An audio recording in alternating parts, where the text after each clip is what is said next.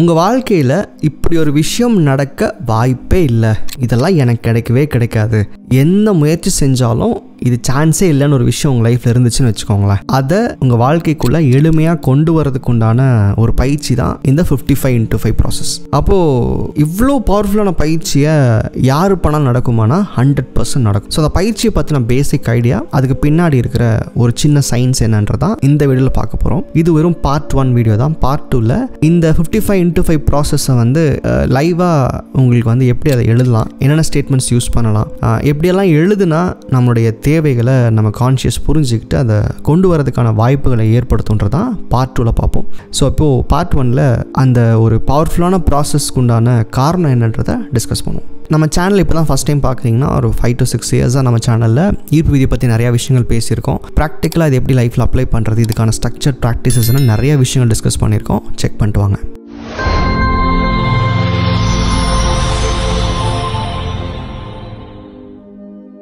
ஈர்ப்பு விதியை பொறுத்த வரைக்கும் நம்ம சேனலில் நிறையா பயிற்சிகள் பற்றி பேசியிருக்கோம். நம்ம பேசாத எத்தனையோ பயிற்சிகள் இருக்குது. இப்போது எல்லாருக்கும் தெரிஞ்ச ஒரு பவர்ஃபுல்லான ப்ராக்டிஸ்ன்றது வந்து விசுவலைசேஷன் சொல்லுவாங்க.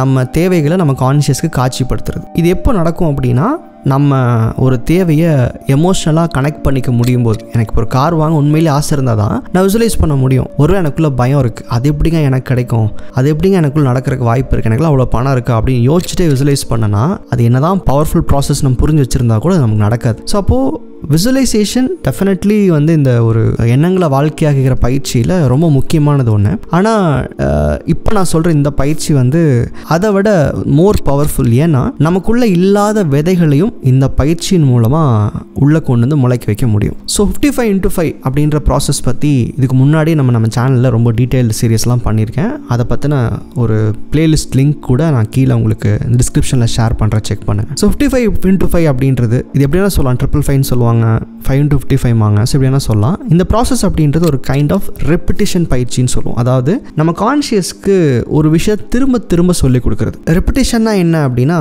இப்போது நீங்கள் ஒரே ஒரு விதையை எடுத்துக்கிட்டு அந்த விதையை கொண்டு போய் உங்கள் காட்டில் நட்டுட்டு இது எப்படி கண்டிப்பாக முளைச்சிருமா, இவ்வளோ தண்ணி ஊற்றுறோம், உரம் போடுறோம், ஒரு ப்ராபபிலிட்டி என்னங்கிற மாதிரி நமக்குள்ள ஒரு சின்ன ஒரு தயக்கம் இருக்கும். ஒரு விதையை வச்சுக்கிட்டு அதை பின்னாடியே போனால் எப்படி இருக்கும், கண்டிப்பாக நமக்குள்ளே அது முளைச்சி அது பூ பூத்து அப்புறம் காய் அப்புறம் பழம் அப்படின்றது ஒரு பெரிய ப்ராசஸ். ஒரு விஷயம் தான் நம்ம கையில் இருக்குது, ஒரு விதை தான் இருக்குது அப்படிங்கிறப்போ அதன் மேலே இருக்கிற கான்ஃபிடன்ஸ் லெவல் நமக்கு கொஞ்சம் கம்மியாக தான் இருக்கும். நமக்கு ஒரு பயம் இருக்கும்ல, இது நடக்குமா நடக்காதான்ற ப்ராபபிலிட்டி எப்பவுமே வந்து 50% தான். ஆனால் உங்ககிட்ட உங்கள் கையில் 1000 விதை இருக்குது. அப்போ அந்த 1000 விதையும் தூக்கி வீசி அதுக்கு தண்ணி ஊற்றி உரம் போட்டு அதை நீங்கள் பராமரிச்சிங்கன்னு வச்சுக்கோங்களேன், 1000 மரத்தில் ஒரு மரத்தில் பழம் வராமல் போயிடுமா அப்படின்ற ஒரு சின்ன ஹோப் இல்லை ஒரு ஸ்ட்ராங்கான பிலீஃப் இருக்கும் இல்லையா, அப்படி ஒரு விஷயந்தான் வந்து இந்த 55x5 உங்களுக்குள்ளே பண்ணும். அதாவது நமக்குள்ளே ஒரு ஆசை இருக்குது, அதை நம்ம கான்ஷியஸ்க்கு நம்ப வைக்கிறது கஷ்டமாக இருக்குது. ஃபார் எக்ஸாம்பிள், எனக்கெல்லாம் எப்படிங்க இந்த கார் வாங்க முடியும், நான்லாம் இப்படி ஒரு பிஸ்னஸ் பண்ண முடியும், எனக்கெல்லாம் கூகுளில் எப்படி வேலை கிடைக்கும். ஸோ இந்த மாதிரி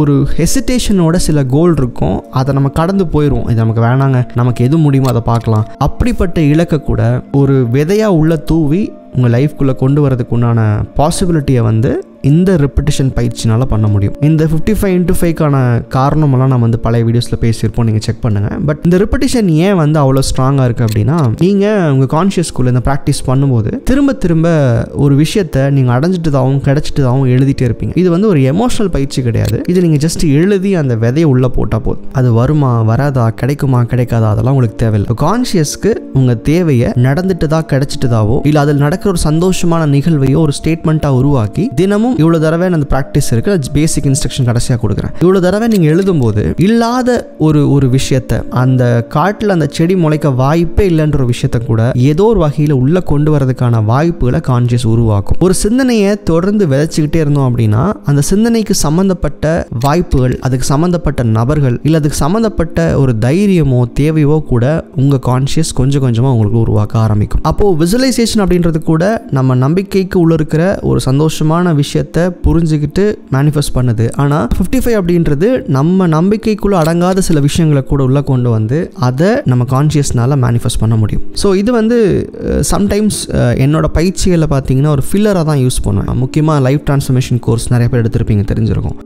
ஒரு பக்குவப்படுத்தி அந்த பக்குவப்பட்ட நிலை அடைஞ்சு ஒரு 3-4 மாதம் தாண்டும் போது விசுவலைசேஷன் மாதிரியான பயிற்சி இன்ட்ரடியூஸ் பண்ணுவேன். அதுக்கு இடைப்பட்ட காலத்தில் தான் அந்த 55x5 நான் யூஸ் பண்ண சொல்லுவேன். இது ஒரு ஃபில்லிங் ப்ராசஸ்ன்னு சொல்லுவோம். அதாவது மனசை சும்மா வச்சுக்க வேணாம், ஏதாவது ஒரு நல்ல விதையை போடுங்க அப்படிங்கிற மாதிரி தான். இதை ஃபில்லர்ஸாக யூஸ் பண்ணால் கூட இது த மோஸ்ட் பவர்ஃபுல் ப்ராசஸ். எங்கே அப்படின்னா, இப்போ இருக்கிற உங்களுடைய லைஃப் ஸ்டைலில் இப்படி இல்லாமல் புது சிந்தனைக்குள்ளே கொண்டு போகிறதுக்கு கூட இந்த ப்ராக்டிஸை நீங்கள் யூஸ் பண்ண முடியும். ஸோ அப்படிப்பட்ட பவர்ஃபுல்லான பயிற்சியை எவ்வளோ பேர் நீங்கள் தொடர்ந்து ட்ரை பண்ணி நீங்கள் ஜெயிச்சிருக்கீங்கன்றதை கீழே கமெண்ட்டில் சொல்லுங்கள். எவ்வளோ பேர் அதை பாதியில் விட்டுட்டு போனீங்கன்றதையும் சொல்லுங்கள். ஸோ இந்த பயிற்சியை பண்ணுறது ரொம்ப ரொம்ப எளிமையான ஒரு விஷயம். அதை ரியலிஸ்டிக்காக அப்படி எழுதுறது என்னென்ன ஸ்டேட்மெண்ட் யூஸ் பண்ணலான்றதை நெக்ஸ்ட் வீடியோவில் சொல்கிறேன். பட் சிம்பிளாக ஒரு லைனில் முடிக்கணும் அப்படின்னா, ஒரு நாளைக்கு ஒரு பர்டிகுலர் ஸ்டேட்மெண்ட் எடுத்துக்கிட்டு உங்களோட ஏதோ ஒரு ஆசை சம்மந்தப்பட்ட ஒரு விஷயத்தை எடுத்துக்கிட்டு நடந்த மாதிரி கிடைச்ச மாதிரி இந்த ஸ்டேட்மெண்ட்டை உருவாக்கிட்டு மோஸ்ட்லி 1 லைனில் இருந்தால் போதும். தினமும் 55 தடவை நீங்கள் அதை எழுதணும். இதுக்கு டைம் அந்த மாதிரி விஷயங்கள்லாம் பெருசாக ரூல்ஸ்லாம் ஒன்றும் கிடையாது. பட் அதில் இருக்கிற சின்ன சின்ன ரூல்ஸ் அண்ட் ரெகுலேஷன்ஸ் நான் கண்டிப்பாக ஷேர் பண்ணுறேன். ஸோ இந்த பயிற்சியை தொடர்ந்து 5 நாள் நீங்கள் பண்ணுவீங்க. ஒரு நாளைக்கு நீங்கள் 55 தடவை எழுதுவீங்க. சம்டைம்ஸ் இதை சொன்ன உடனே நிறைய பேருக்கு இதை சயின்ஸில் போய் கனெக்ட் பண்ணி இது எப்படிங்க எழுதுனா நடக்கும்? சரி, நான் முதல் சொன்ன அதே லாஜிக் தான். உங்ககிட்ட ஒரு விதை தான் இருக்குது அப்படிங்கிறப்போ, ஒரு எண்ணம் தான் இருக்குது அப்படின்றப்போ அதன் மேலே இருக்கிற அவநம்பிக்கை அதிகமாக இருக்கலாம். ஆனால் அந்த எண்ணத்தை திரும்ப திரும்ப சீட் பண்ணிட்டே இருக்கும்போது அந்த விஷயத்தில் முயற்சி பண்ணால் என்ன அப்படின்ற ஒரு கேள்வி கான்ஷியஸ்க்கு வரும். அது சம்மந்தப்பட்ட சூழலை கான்ஷியஸ் உருவாக்கும், இல்லை காமிக்கும். அதை அட்டன் பண்ணுறதுக்கு உண்டான ஒரு சிந்தனை உருவாகும் உங்களுக்குள்ள. அதாவது ஒரு நம்பிக்கை இல்லாத ஒரு விஷயத்தின் மேலே உங்கள் சிந்தனையை நிர்பந்திக்கிறது, அப்படி தான் சொல்லணும். ஸோ அப்போ சயின்டிஃபிக்காக பார்த்தாலும் சரி, இல்லை நீங்கள் ஒரு ஸ்பிரிச்சுவலாக பார்த்தாலும் சரி, இங்கே என்ன நடக்குது அப்படின்னா, உங்களுக்குள்ள ஒரு சிந்தனையை பதிய வைக்கிறதுக்கு நீங்கள் தொடர்ந்து அட்டெம்ப்ட் பண்ணுறீங்க. நடக்குதோ நடக்கலையோ 1000 விதைகளை வீசுறீங்க. அதை இந்த பயிற்சியின் மூலமாக நீங்கள் பண்ணுறீங்க. ஸோ அப்போது இந்த பவர்ஃபுல்லான ப்ராசஸ் என்ன பண்ணும் அப்படின்னா, உங்களுக்குள்ள இல்லாத ஒரு சிந்தனையை, இல்லாத ஒரு செடியை முளைக்க வைக்கிறதுக்கான வாய்ப்புகள் இங்கே உருவாக்குது. ஒருவேளை உங்களுக்குள்ள ஒரு நம்பிக்கை ஏற்பட மாட்டேங்குது, ஒரு விஷயத்தின் மேலே எப்பவுமே உங்களுக்கு எதிர்மறை கருத்து தான் இருக்குது, ஒரு பெரிய சந்தேகத்தோடு தான் அந்த ஒரு முயற்சி நீங்கள் பண்ணிருக்கீங்க அப்படின்னா, அந்த இடத்துல 55x5 கண்டிப்பாக ஒரு பெரிய சப்போர்ட்டாக உங்களுக்கு இருக்கும். முக்கியமாக இந்த பயிற்சி நீங்கள் ரேண்டமாக இந்த வீடியோ பார்த்த உடனே இப்போ எழுதிடலாமான்னா அப்படி கிடையாது. இதுக்குன்னு ஒரு ப்ரீ ப்ராசஸ் இருக்குது. ஒரு 55x5 எழுதுறீங்கன்னா அதுக்குண்டான பக்குவம், அதுக்குண்டான மனநிலை ரொம்ப ரொம்ப அவசியம். ஒரு பேசிக்காக ஒரு 2 months ஆகுது. ஸோ பேசிக்காக ஒரு 2 மாதம் இந்த ஈர்ப்பு விதி பயிற்சிகள் இருந்துட்டு 55 பண்ணிங்கன்னா மேனிஃபெஸ்டேஷன் கொஞ்சம் குயிக்காக இருக்கும். ஆல்ரெடி நீங்கள் பண்ணிருக்கீங்க, ப்ராக்டிஸ் எல்லாம் பண்ணுறீங்க, டீடாக்ஸ்லாம் ஒழுங்காக வச்சுருக்கீங்க அப்படின்னா டெஃபினட்டாக இந்த பயிற்சி நீங்கள் உடனே பண்ணலாம், இப்போவே கூட பண்ண முடியும். ஸோ இப்படி பண்ணுறீங்க, இந்த வீடியோ பார்த்து ஒரு பயிற்சி பண்ண போகிறீங்கன்னா என்ன தேவைக்காக பயிற்சி பண்ண போகிறீங்கன்றதை கண்டிப்பாக கீழே கமெண்ட் பண்ணுங்கள். மேபி அது உங்களை ஒரு கன்சிஸ்டண்ட்டாக இந்த ப்ராசஸ் இருக்க வைக்கிறது ஹெல்ப் பண்ணணும் நம்புகிறேன். ஸோ 55 பற்றின பேசிக் விஷயங்கள், இல்லை அது எப்படி எழுதலான்ற இன்னும் ஒரு எக்ஸாம்பிளோட நெக்ஸ்ட் வீடியோவில் மீட் பண்ணலாம். நன்றி.